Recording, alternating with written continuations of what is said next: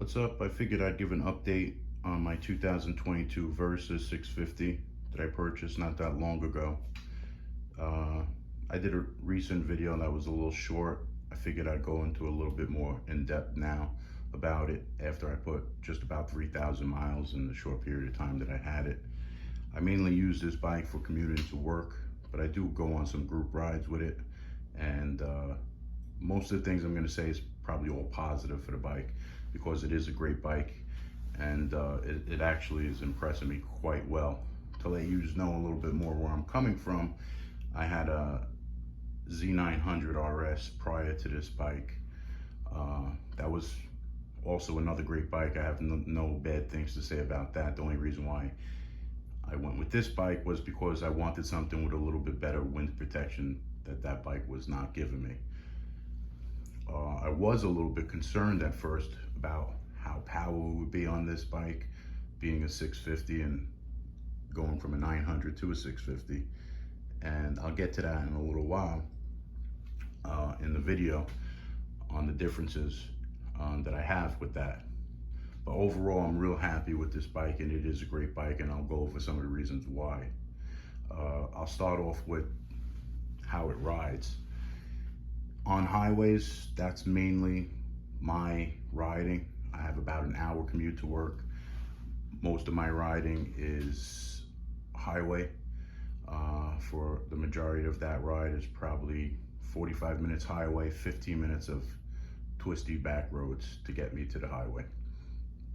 Same as when I get off. Bike rides real smooth, handles the road really good. Really, I was impressed by, like, I cruise at about 80 miles an hour, and that puts me exactly at 6,000 RPM. And there's really no vibration at all. This actually has a lot less vibrations than my 900 did at that speed. So I'm impressed with that, about how smooth this engine really rides, and how the suspension setup is really nice too. It's soft, but it's not too soft and it's not too stiff. It's just right for that kind of riding. Real nimble, real easy to maneuver. When you're on back roads, you can flip this thing around and really have some fun with it. So the brakes are real good. Have no complaints. It actually helped me a few times with some stupid people out there pulling out of their driveways, and had to get on the brakes, and they worked perfectly for me, and probably saved me from a bad day. So I don't have any issues with the brakes. The tires, the same thing. I rode in some wet weather and some light rain. I had no issue with slipping or anything like that, or any grip problems. These are just stock tires. I know some people aren't fond of them or fans of them, but I have no complaints with the stock tires. As of yet, like I said, I have zero issues with them. I guess that all depends how you ride. Are you gonna ride hard in the wet weather? Maybe they would slip more. I don't ride hard. I actually take it back a little bit when the roads are wet. But maybe some people still ride the way they do when it's dry out, and that would make a difference, probably. But my traction control hasn't come on yet, and I drove in the wet weather, and I only use traction 1. I don't put it on the higher traction control.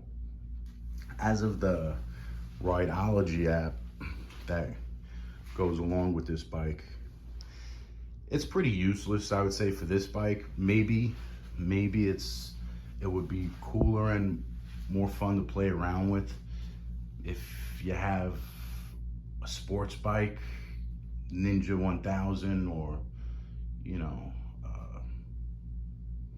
something like that has a lot more going on than this bike has.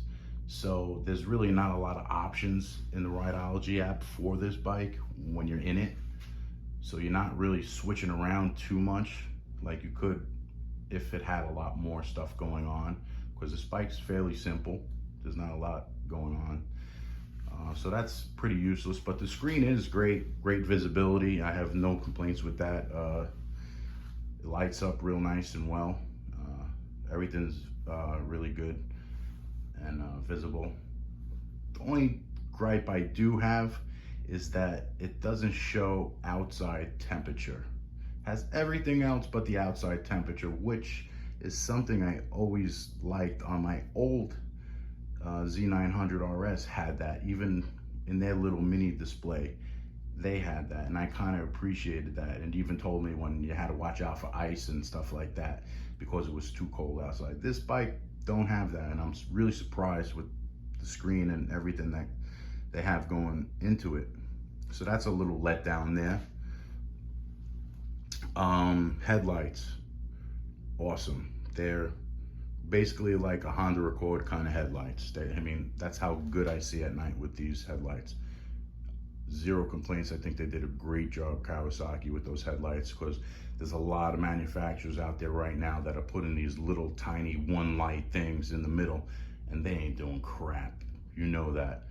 These actually work. They work real good. So that's nice when you're riding at night, if you ride at night like I do sometimes.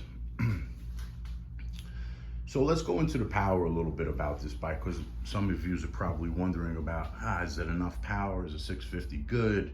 You know, it's a smaller engine. Yeah, it's smaller than a 900 and some other engines out there, but I will tell you, I don't know what you're looking to do with the bike and why you might be looking into this bike. But the reasons I looked into it was for just riding normal, cruising good on a highway. I wanted something with good gas mileage. I'm getting about 53, 54 miles per gallon right now on this, which is amazing. I spent about 17 bucks. I fill it up with the gas prices the way they are right now. And I probably still have plenty to go before I put that much gas into it. So that just gives you a good idea of your distance that you could pull. I'm pulling over 200 probably plus miles on a full tank of gas with no problem. So power delivery now is fine. Like I said, I could cruise at 80, no problem. I could give it gas. I could go up to 100. I could go up to 110. You know, it's how it gets you there. It, like the 900, if I pulled the throttle down, it instantly would kick in and it would just pull you. This bike gradually will get you to those higher speeds. To 80, 1, 2, 3, you're at 80, no problem. But once you're at that speed and you want to go more, it will pull you, but it doesn't instantly pull you like the 900 or a sports bike would. So the power is there. I mean, I don't know what you guys are looking to do. Like, this is obviously, if you're looking to do track days, you shouldn't be looking into a Versys. You know, that's not why this bike was built or made. So I'm not concerned about going 150 miles an hour.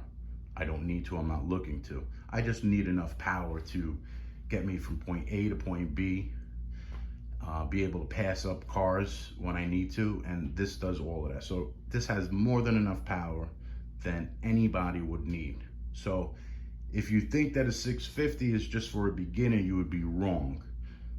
This 650 I could live with for a very long time and not need another bike, which is probably gonna happen.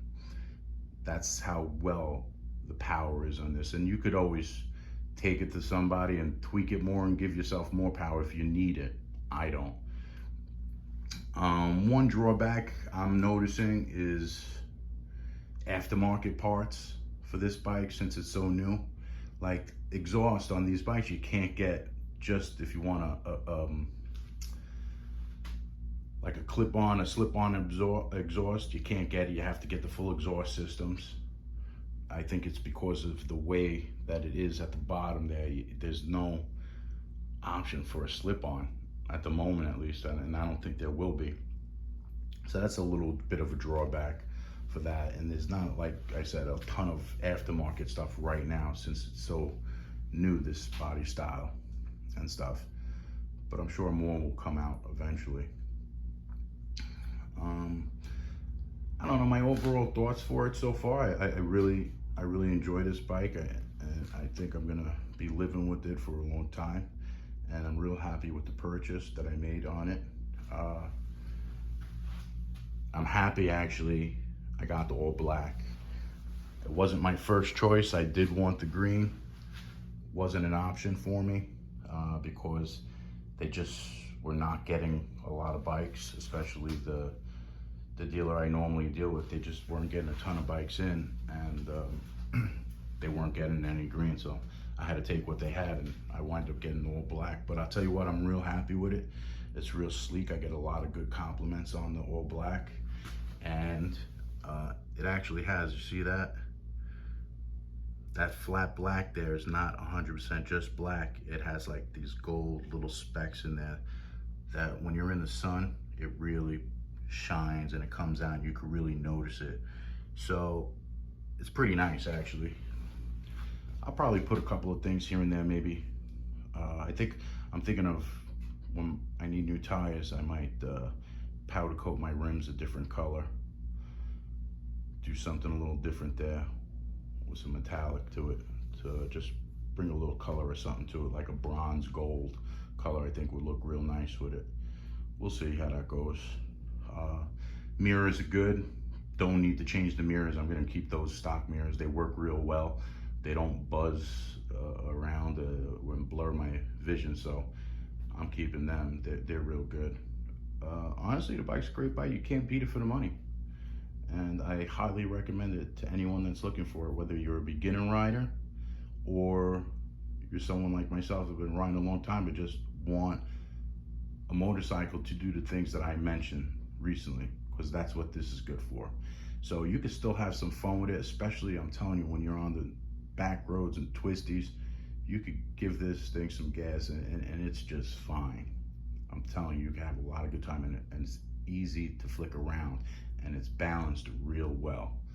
Seat is super comfortable for me. Don't need to change that. I mean, I really, and if you have somebody that a pillion that you want to bring with you, their seating area is really nice too, and large. I do like these grab rails here. They're really nice to just, when you're moving the bike around, to grab onto, and you can move it around really nice. Got the little helmet lock over there if you need that. Honestly, just a really good bike that I highly recommend to anyone. Hope this video might help you make a decision if you are thinking about purchasing it, and is it right for you. If it will definitely be right for you if you're looking for a motorcycle for the purposes that I just mentioned.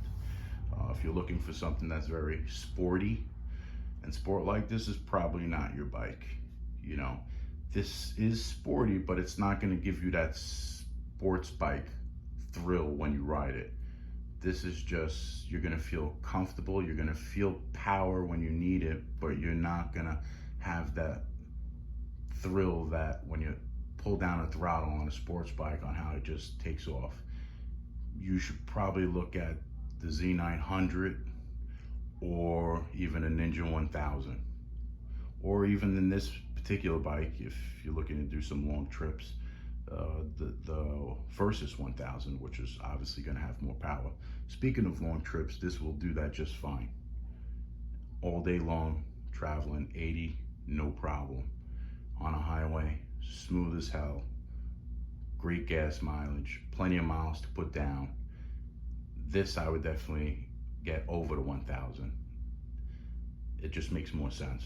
The 1000 is a lot more money, and yes, it has a lot more tech to it, but unnecessary tech for me, for what I feel. But you know, to each his own, I guess. So I hope this video maybe helps you make a decision and helps you understand a little bit more about the bike and what you get when you purchase a bike like this, and how this bike is and how it is to live with. Yeah, have no complaints. If you have any questions, please comment, give me a thumbs up. I always write back if you have anything that maybe I'm leaving out now. And thank you for watching. Until next time.